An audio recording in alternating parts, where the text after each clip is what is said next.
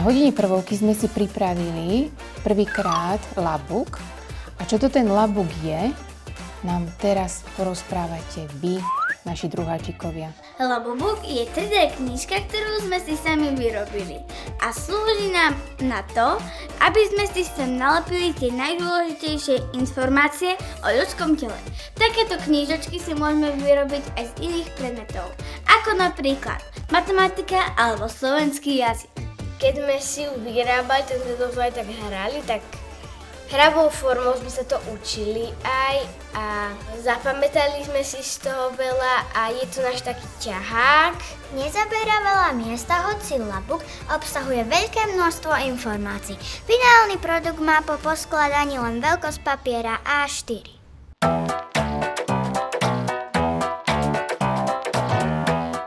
Na výrobu labooku potrebujeme si kúpiť obal na spisy.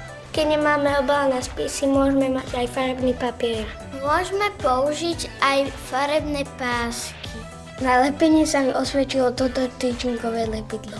Labook je 3D knižka, ktorá obsahuje rôzne vrecúška, hry, otváracie okienka a ďalšie interaktívne prvky. V labooku je skovaná hra, ktorá ma veľmi bavila. Cieľom tejto hry je čo najrýchlejšie poskladať kostru, takže prvý začína, takže môžeš ty, Tamárka, začať. Hodila jednotku a tu je napísané, že zober lepku a tu je kocka, že jednotku. Keď hodíš jednotku, tak si máš zobrať tú lepku. Tak Tamárka si berie lepku. Ja hodila som štvorku. Tu je napísané, zober ľavú nohu. Takže berem ľavú nohu.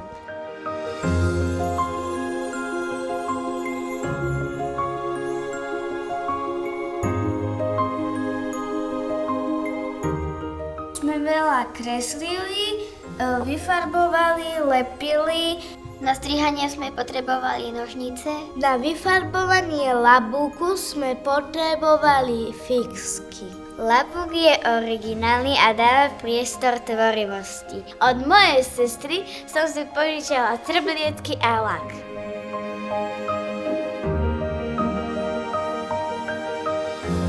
Papiere sme skladali do rôznych tvarov.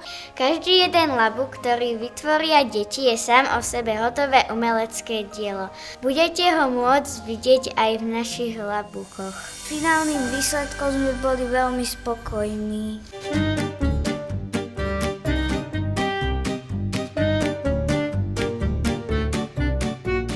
Vyrábanie bola zábava. Zvládne ho vyrobiť aj prváčik, ktorý ešte nevie písať. Vyrába sa to ťažšie, ale dobre sa z toho učí.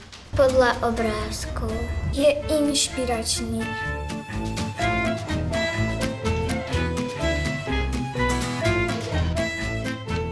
Ďalšie labubuk bude matematika a matematika hejného metódu je neuveriteľná zábava, takže sa na ňo tešíme.